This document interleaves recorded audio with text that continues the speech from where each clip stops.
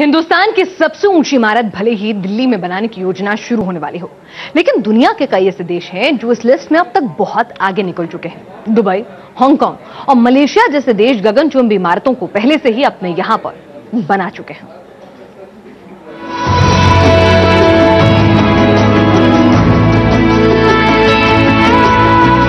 जिस देश की जितनी ऊंची इमारत उतना ही उसका नाम। कुछ इसी तर्ज पर दुनिया के कई देश गगनचुंबी इमारतें खड़ी कर रहे हैं।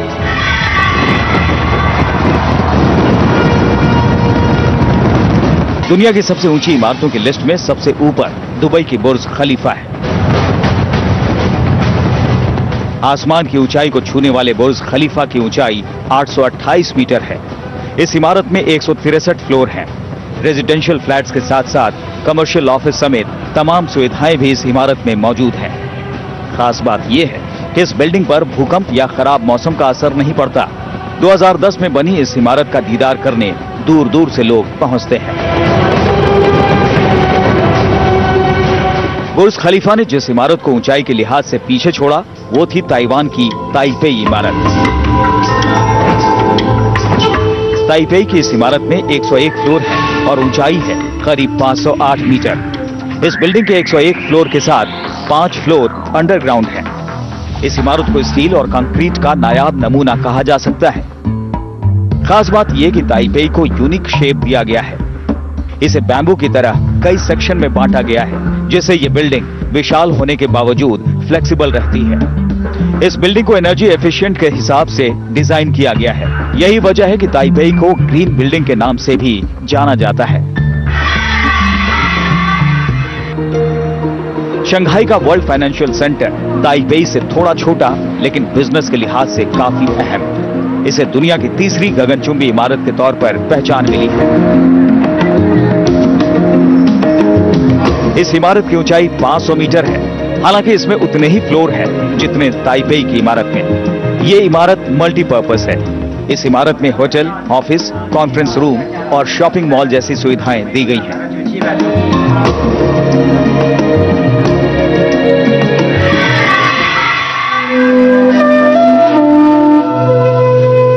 ऊंची इमारतों की लिस्ट में चौथे नंबर पर है हांगकांग का world's finest international financial commerce centre. दुनिया के मानचित्र में तेजी से उभरते हांगकांग की इस इमारत की ऊंचाई करीब 484 मीटर है।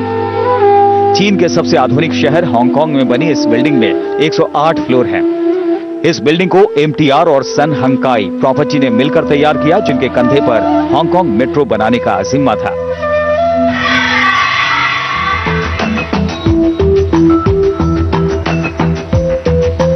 कुआलालंपुर का पेट्रोनस ट्विन टावर ऊंची इमारतों की टॉप 5 लिस्ट में शामिल है। दुनिया की 5वीं सबसे ऊंची इस इमारत की ऊंचाई 452 मीटर है। यह इमारत 88 मंजिला है। ट्विन टावर सेगमेंट में यह अब तक की सबसे बड़ी इमारत है। इन गगनचुंबी इमारतों के जरिए ये देश खुद को ऊंचाई के लिए होने वाली लड़ाई में शामिल कर रहे हैं। ऐसा लगता है कि ऊंची इमारतों की फहरिस्त में अपना नाम शामिल कराने की होड़ सी चल पड़ी है। ये वो इमारतें हैं जिन्हें दुनिया सलाम करती है, लेकिन ऊंचाई पर किसी का जोर नहीं है। जल्द ही भारत में भी कुछ ऐसी इमारतें लॉन्च होने वाली हैं जो भारत का स्तंभ कहलाएंगी। वीडियो जर्नलिस्ट कमल किशोर के साथ सैयद आमिर हुसैन, न्यूज नेशन, दिल्ली। चलिए, तो दुनिया के कई देश जब इन ऊंची इमारतों को हासिल कर चुके हैं तो आपके जहन में भी ये सवाल होता होगा कि भाई हिंदुस्तान ने कई क्षेत्रों में इतनी तरक्की की है, परचम लहराया है कामयाबी का, तो अब तक क्या वजह है कि ऊंची इमारतें नहीं बनाई जा सकी? इसके पीछे कई कारण थी, लेकिन रियलिटी सेक्टर में इस दौड़ भाग में हिंदुस्तान ने कई अहम पड़ाव पार कर लिए हैं। दिल्ली के अलावा देश के कई और इलाकों में अब ऊंची इमारतें तैयार की जाएंगी। भारत में सबसे ज्यादा ऊंची इमारतें देश की आर्थिक राजधानी मुंबई में हैं। हाल ही में मुंबई के लोढ़ा डेवलपर्स ने वर्ली इलाके में देश की सबसे ऊंची इमारत बनाने की पेशकश रखी है। ये भारत की सबसे ऊंची रेजिडेंशियल इमारत होगी। इस इमारत की ऊंचाई 442 मीटर होगी। ये इमारत 2000 करोड़ रुपए की लागत से बनाई जाएगी।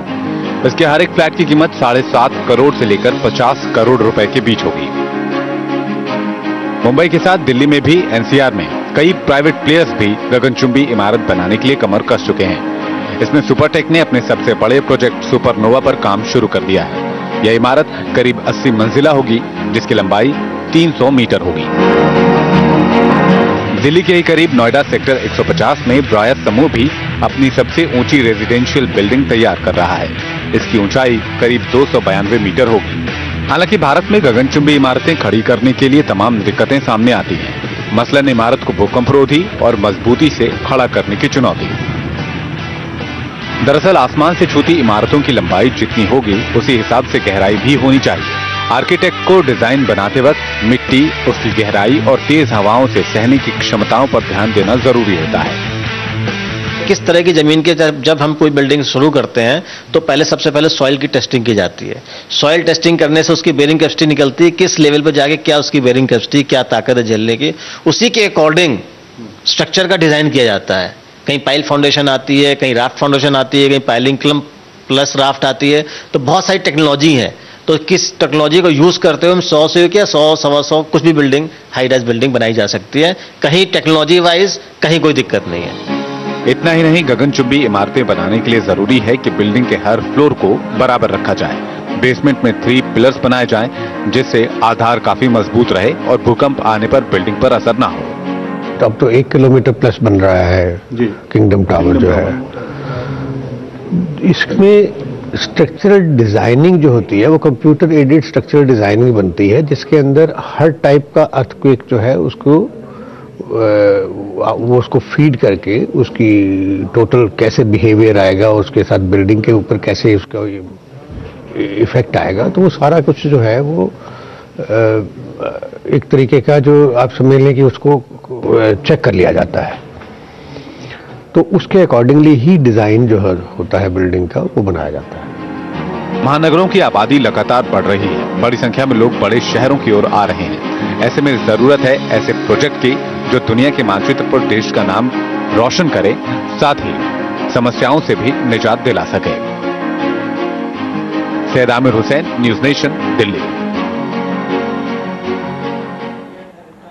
तो एक लंबे इंतजार के बाद हिंदुस्तान में भी सपना साकार होगा। 100 मंजिल से ऊंची इमारत का। जल्द ही देश की राजधानी दिल्ली में बनेगी ये ऊंची इमारत और इसी पर थी हमारी ये खास पेशकश।